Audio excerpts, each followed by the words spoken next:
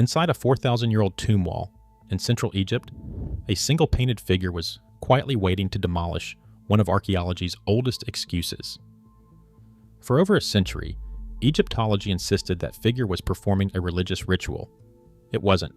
It was performing physics, and proving that would take a modern laboratory, dragging sand across a metal tray to catch what an entire discipline missed. The tomb belonged to a nobleman named Jehuti-Hotep. In the 1890s, its walls were copied by hand by a teenage draftsman working on an English excavation. Years before that same young man, Howard Carter, became the most famous archaeologist alive. He drew the figure himself. He had no idea what he was looking at. Neither did anyone else, for the next 120 years. And that gap in curiosity sits at the center of a much bigger problem, because the official story of how the pyramids were built has always had a hole in it, one historians have quietly stepped around for generations.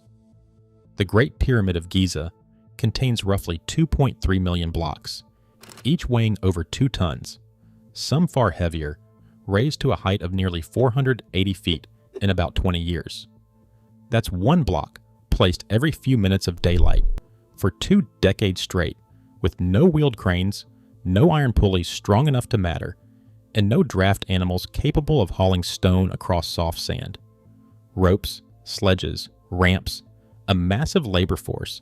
That's the textbook toolkit. And it isn't wrong. It's incomplete. Dragging a 2-ton block across loose desert sand should be brutal. Sand piles up in front of a sledge like snow in front of a plow, mounting higher with every meter until the haulers are essentially dragging their own resistance uphill. For over 100 years, nobody could fully explain how any workforce, however large, beat that resistance fast enough to place a block every few minutes for 2 decades. Historians wrote around the problem instead of through it, treating the friction itself as a footnote nobody needed to solve.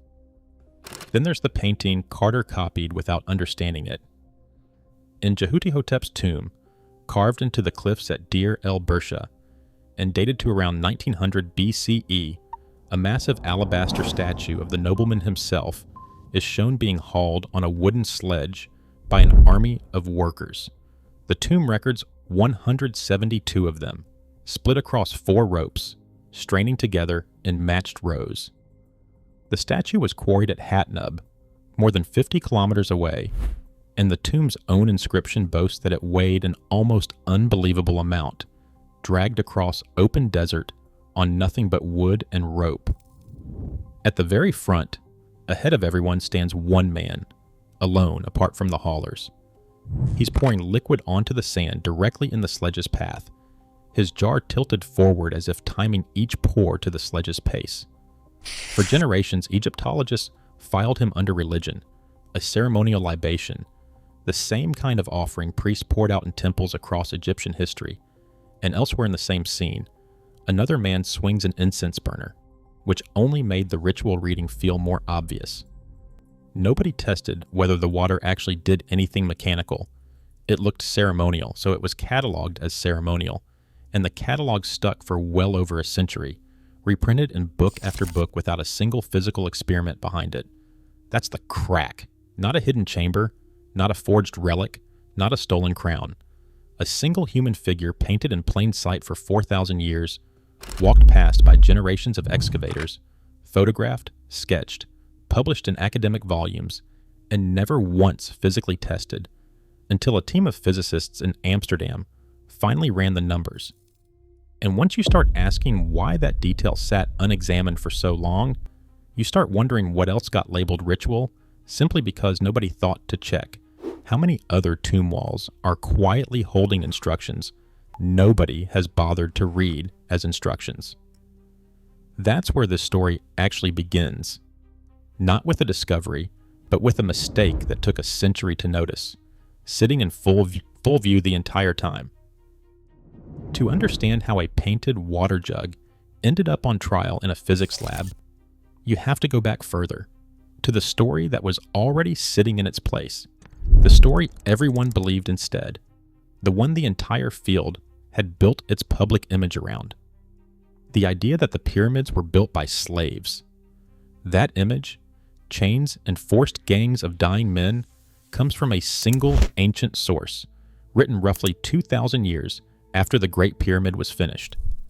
The Greek historian Herodotus visited Egypt around 450 BCE and relayed a story from local priests, claiming Khufu forced the entire population into rotating gangs of 100,000 men, laboring under compulsion for 2 decades.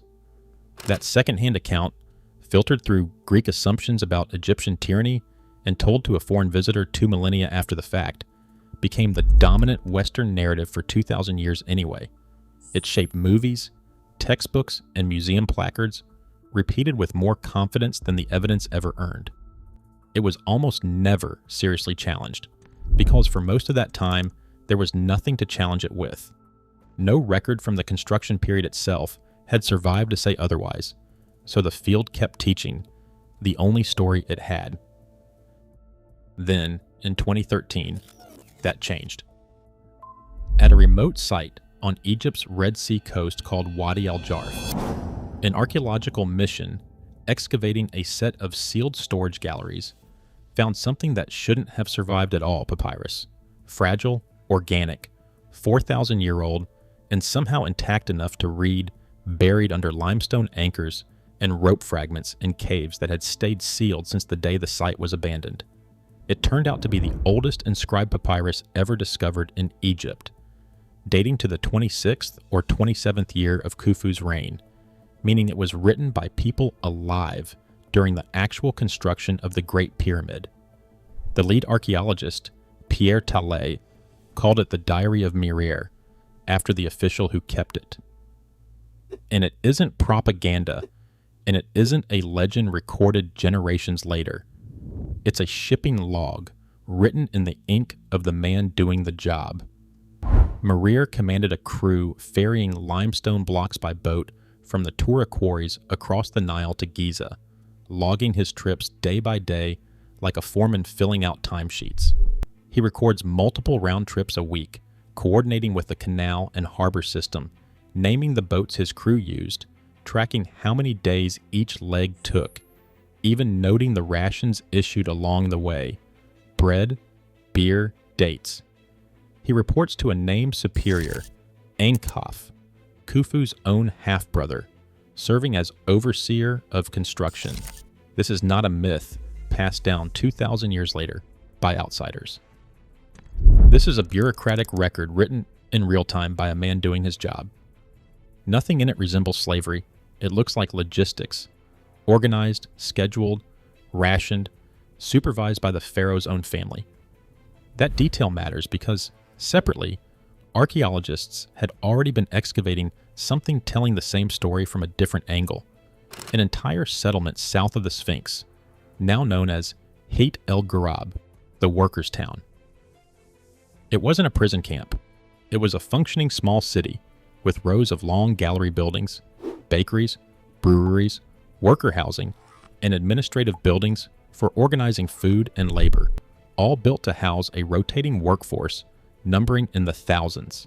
Evidence recovered from the site points to staggering quantities of meat processed daily, cattle and livestock slaughtered specifically to feed the people building the pyramid, a diet closer to a state banquet than a punishment. Nearby, a workers' cemetery revealed something else: skeletons showing healed fractures, evidence of medical care, and burials treated with genuine respect, positioned close to the monument itself, an honor reserved for people whose labor mattered to the men who ruled them. People who broke bones on the job were treated, not discarded.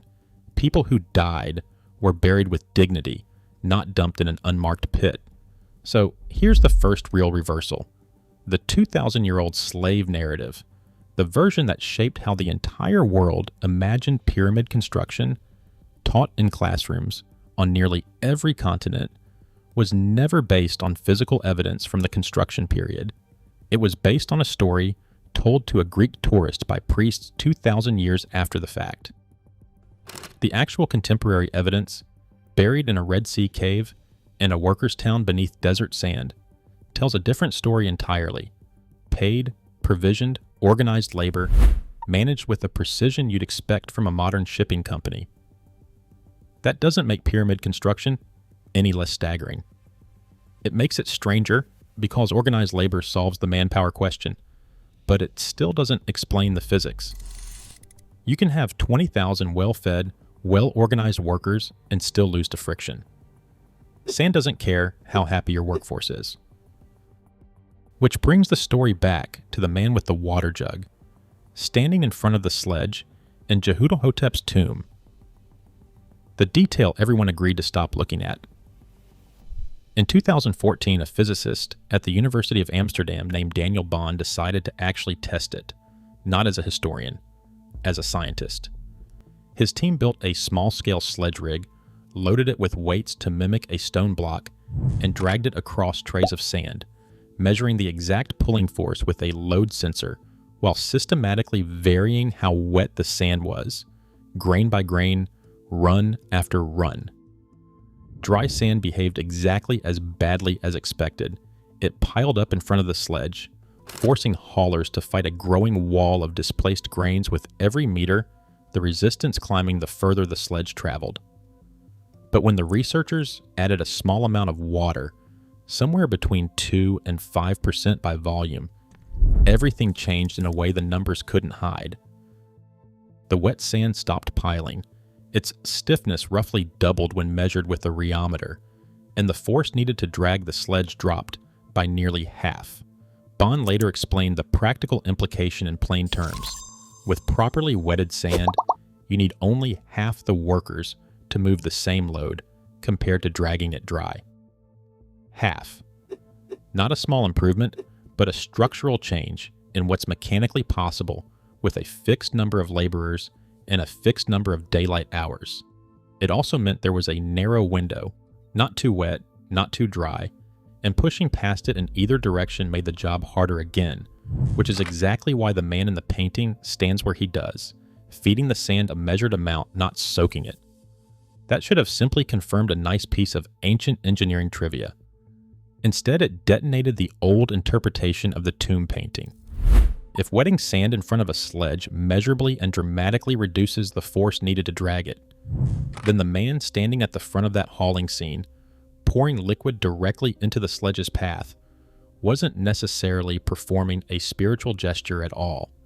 He may have been doing the single most useful job on the entire crew, actively engineering the ground itself in real time to make the haul physically possible.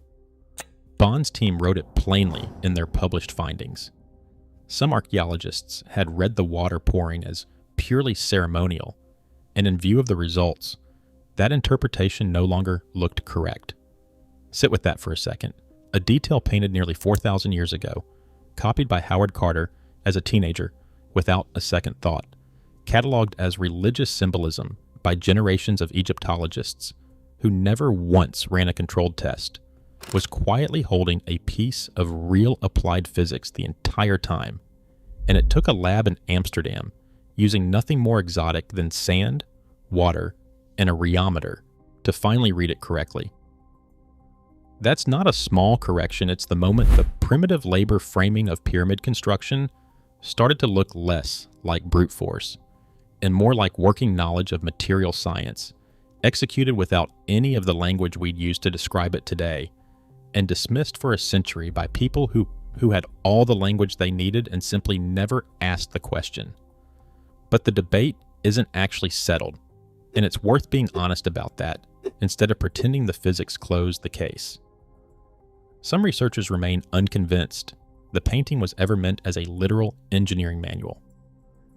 Critics point out that the same scene includes a man swinging an incense burner, a clearly ceremonial object, standing right beside the water pourer, suggesting the whole moment might be staged as sacred ritual rather than documented procedure, one symbolic gesture among several. They also point to an earlier tomb, roughly 500 years older, showing a nearly identical water pouring gesture in front of a sledge, but hauled by only 3 men, far too few for lubrication physics to meaningfully matter at that scale, and far too small a crew to need a friction trick at all. If the water pouring was purely ceremonial there, maybe it stayed ceremonial symbolism, even as later artists scaled up the haulers for dramatic effect, borrowing the same motif without borrowing its original meaning. The physics is real. The friction reduction is measurable and confirmed, repeated, and published. What's still disputed is whether that specific painting was capturing an engineering technique or borrowing a religious motif that happened to double as good advice. That tension hasn't fully resolved, and honestly, it might never fully resolve. But it means the ancient Egyptians were surrounded by a technique that worked, whether or not that one painting was documenting it on purpose. Either way, wet sand only solves part of the mystery. It explains how you drag a multi-ton block across open desert with fewer hands than you'd expect. It doesn't explain how you lift that block dozens, then hundreds of feet into the air, layer after layer, for 20 years, with no wheel-based cranes and no iron tools capable of the job. That question sent researchers looking somewhere else entirely, not at a painted tomb wall, but at a working quarry in the eastern desert. In 2018, a joint archaeological mission working at Hatnub, the same alabaster quarry that supplied Jehuti-Hotep's statue, out in the eastern desert, announced something that had apparently been sitting in plain sight for years before anyone recognized its function. Researchers had been documenting inscriptions at the site since 2015, walking past the same carved features season after season, and in the process, fully exposed a hauling system built directly into the quarry floor, a central ramp flanked on both sides by rock-cut staircases and dozens of post holes carved along the way, spaced with obvious intent. The mechanism was elegant. Workers loaded a stone block onto a sledge, then roped the sledge to wooden posts set into the staircases. Using those posts as leverage points, functioning almost like a rudimentary pulley system, crews standing above could haul the sledge up slopes far steeper than anyone believed was mechanically feasible with sledges alone, converting a straight pull into something closer to a controlled winch. The team put it plainly, using that post and rope system, ancient workers could pull loaded sledges up slopes of 20% or steeper, roughly double the incline long assumed to be the practical limit for dragging stone uphill. Two inscriptions bearing Khufu's name, combined with tool mark analysis on the stone itself, dated the ramp system to his reign, meaning the same pharaoh whose pyramid contains 2.3 million blocks also had crews, somewhere in his kingdom, using this exact steep slope hauling technique during his own lifetime. It's not direct proof this precise method built the Great Pyramid itself. Hatnub moved alabaster, not the limestone and granite that make up most of Giza, and the connection between the two sites is inferential, not confirmed. Some archaeologists remain cautious about extending the Hatnub system as a universal explanation, but it proves something the old ramp debate desperately needed: physical, dated, functioning evidence that Old Kingdom Egyptians were engineering steep slope hauling systems more sophisticated than the just build a really long ramp theory ever accounted for. For over a century, historians assumed a workable haulage grade sat near 10%. Hatnub showed real Egyptians, under a real pharaoh, doubling that number in stone. And once that door opened, more evidence started arriving from places nobody expected, including from inside the pyramid itself. Since 2015, an international team has been using a genuinely strange piece of modern physics on the Great Pyramid: cosmic ray muon detection. Muons are subatomic particles constantly raining down from space, passing through solid stone slightly differently depending on what's inside it. More muons slip through empty space than through solid rock, the same principle used to check the density of volcanoes and cargo containers. By placing detector plates inside and around the pyramid for weeks at a time and tracking where extra muons were passing through, statistically, grain by grain of data, researchers could essentially X-ray a 4,500-year-old monument without drilling a single hole, without moving a single stone. In 2017, That method turned up something nobody expected: a massive hidden cavity above the Grand Gallery, at least 30 meters long, now known as the Big Void. It was the first major undocumented internal structure found in the Great Pyramid since the 19th century, sitting directly above one of the most walked-through corridors in the ancient world. In 2023, the same team refined the scan and located a second cavity behind the pyramid's north face near the original entrance, a corridor roughly 9 meters long, tucked behind a chevron of stone that had been visible from the outside the entire time, unexplained for 2 centuries. This time, they didn't just detect it. They built a slim endoscopic camera, no wider than a finger, threaded it through a tiny gap, and captured the first images of the inside of that space in over 4,500 years. What they found was an empty, gabled passage, likely built to redistribute weight above the entrance, not a hidden room stuffed with treasure. Interesting, structurally significant, but not the dramatic reveal headlines wanted, and not an answer for the much bigger void still sitting overhead, unreached. Except the big void is still unexplained. Nobody knows its function. Not a burial chamber confirmed, not a construction gap confirmed, not storage, not decoy, just a 30-meter absence sitting above one of the most photographed staircases on Earth. And that unresolved gap is exactly the kind of detail that keeps this story from ever fully closing. Egypt's former antiquities chief has publicly speculated that continued investigation could reveal something more, potentially connected to a still undiscovered chamber. That is speculation, not confirmed fact, and it's important to be honest about that distinction. The kind of honesty the field has learned the hard way after a century of overclaiming around this exact monument. But the fact that a structure this thoroughly studied, this endlessly mapped, surveyed, and climbed over by tourists for 2 centuries, is still hiding a cavity nobody can explain, found only by catching invisible particles falling from space, tells you the Great Pyramid hasn't finished surprising anyone.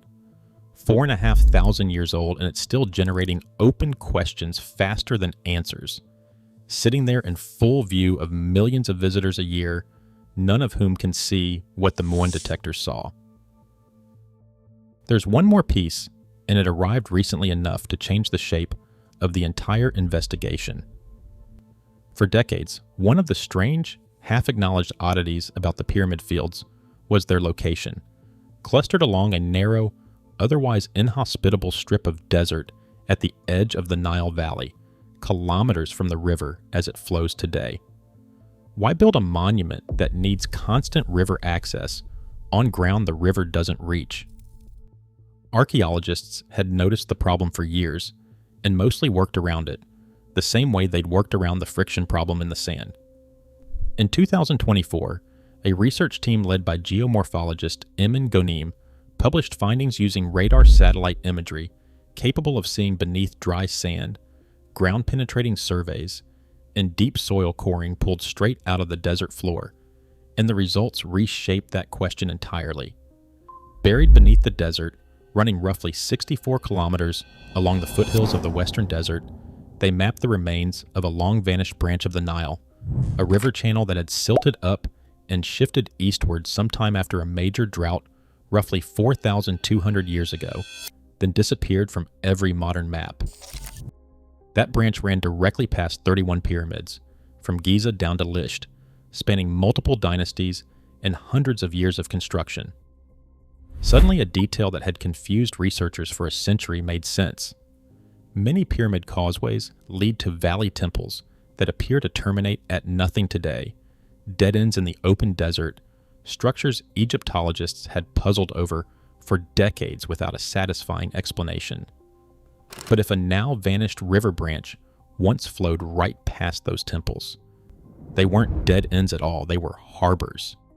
River docks, sitting on a waterway erased from the landscape for 4,000 years, hiding in plain sight under sand the entire time modern archaeologists were walking over it, digging next to it, publishing papers about the temples without ever knowing what those temples used to face.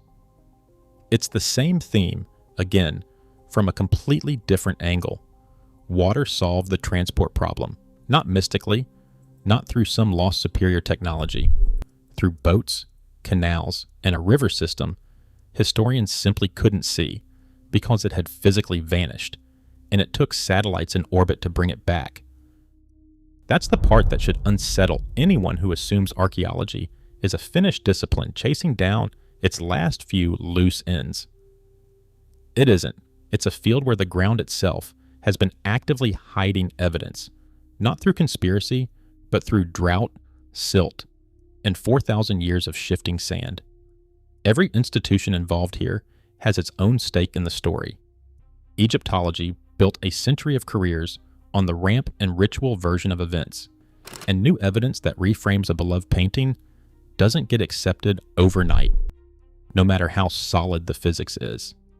Egypt's own antiquities authorities have every incentive to keep the mystery alive in the public imagination, because mystery sells tickets, and certainty doesn't draw the same crowds to a glass case. None of that makes the old guardians villains. It makes them exactly what any institution becomes when its authority rests on a story nobody has stress tested in 100 years. Look at what's actually been assembled, piece by piece, across more than a century of scattered discoveries. A tomb painting from 1900 BCE, misread as ceremony for over 100 years, quietly encoding a real friction reduction technique a modern physics lab had to independently rediscover. A 2,000-year-old slave narrative inherited from a Greek historian's second-hand account, directly contradicted by a shipping log written by the actual foreman managing actual limestone deliveries during actual construction.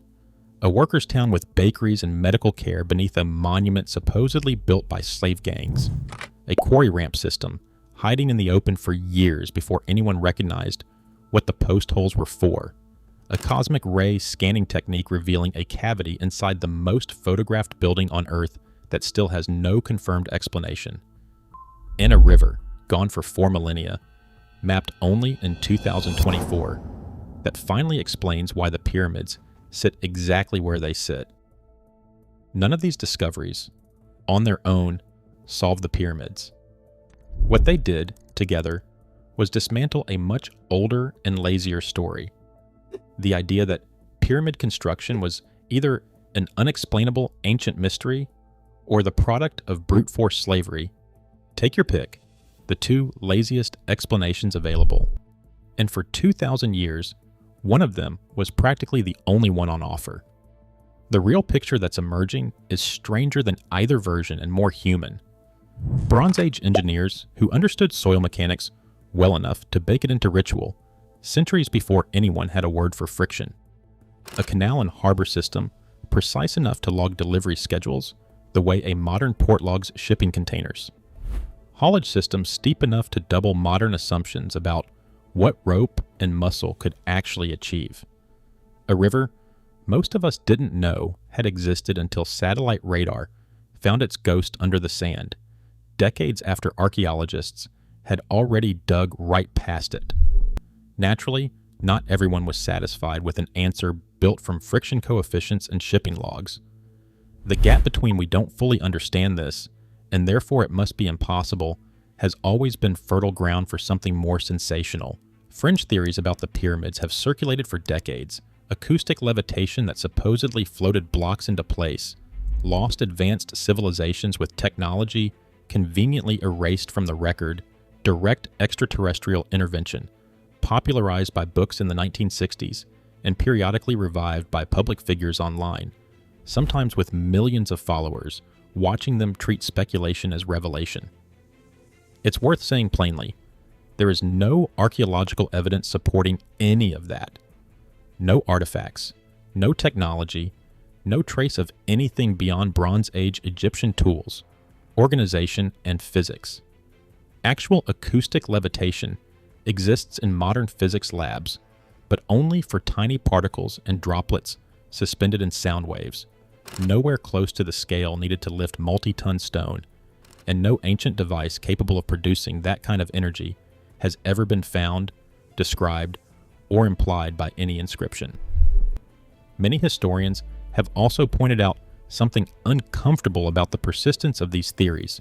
They tend to quietly deny ancient African and Middle Eastern civilizations credit for their own extraordinary engineering, reaching for aliens before reaching for the actual builders' names, ration lists, and burial sites, sitting right there in the evidence, treated as too advanced to have come from the people who obviously built it. Which is, honestly, the deeper irony sitting underneath this entire story. The real explanation: water-reducing friction, organized canal logistics, engineered ramps, a vanished river, confirmed by satellite radar, is not a smaller, more boring answer than the myth. It's a bigger one. It requires understanding fluid behavior in granular material centuries before the word physics existed in any language. It requires coordinating a workforce numbering in the tens of thousands with bakeries, breweries, and medical staff on a fixed calendar without a single miscalculated ration threatening the entire schedule. It requires mapping and using a hydrological system now completely gone from the visible landscape, reading a river the way a modern engineer reads a blueprint. And it requires executing all of it with daily precision. Most modern construction projects, with all their machinery, would struggle to match on budget and on time. The mystery was never really, how is this humanly possible? The mystery was that historians took over a century to stop underestimating the people who actually did it, filing their engineering under religion because it was easier than testing it. And the story still isn't finished.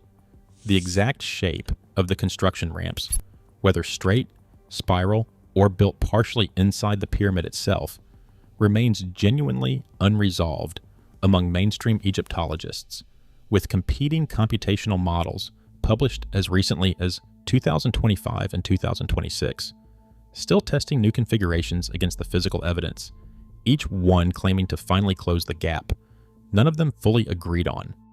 Portions of the papyri from Wadi al-Jarf, the same cache that produced Mirror's diary, remain unpublished, still sitting in storage boxes, still being analyzed for what else they might reveal about the final years of Khufu's reign. And the big void, glowing on a muon detector screen above the Grand Gallery, is still sitting there, unexplained, waiting for whatever comes next. A smaller camera, a new detector, or simply the political will to finally look inside. Picture that tomb wall again, the one Howard Carter copied by hand as a teenager, kneeling in the dust with a pencil and a sketchbook, decades before he ever heard the name Tutankhamun. He had no way of knowing that the young archaeologist he would become would spend his career chasing gold and sealed doors, while the real secret he'd already touched was sitting in a jar of water he'd drawn without a second thought, damaged now by centuries of quarrying, earthquakes, and looting. The wall still holds the outline of that man pouring water in front of a sledge, painted by an artist who had no idea he was preserving a working diagram of applied physics for 4,000 years. And picture right now a laboratory screen on the other side of the world glowing with the ghostly outline of a cavity inside the Great Pyramid that still has no name and no confirmed purpose, sitting above the heads of tourists who walk beneath it every single day without knowing it's there. Two images, separated by 45 centuries, both still waiting for someone to finish reading them completely. The pyramids were never a locked door. They were a message, written in a language modern science is only now learning to translate. One grain of wet sand, one muon, one buried river at a time, and the translation still isn't finished. So the next time someone tells you the pyramids are an unsolved mystery, tell them the answer wasn't hiding at all. It was written in a shipping log, cut into a quarry ramp, buried under a vanished river, and painted onto a wall by a man everyone mistook for a priest. If you're new here, subscribe and let me know. What do you think that teenage draftsman would say if he found out what he'd actually copied, decades before he ever set foot near Tutankhamun's tomb?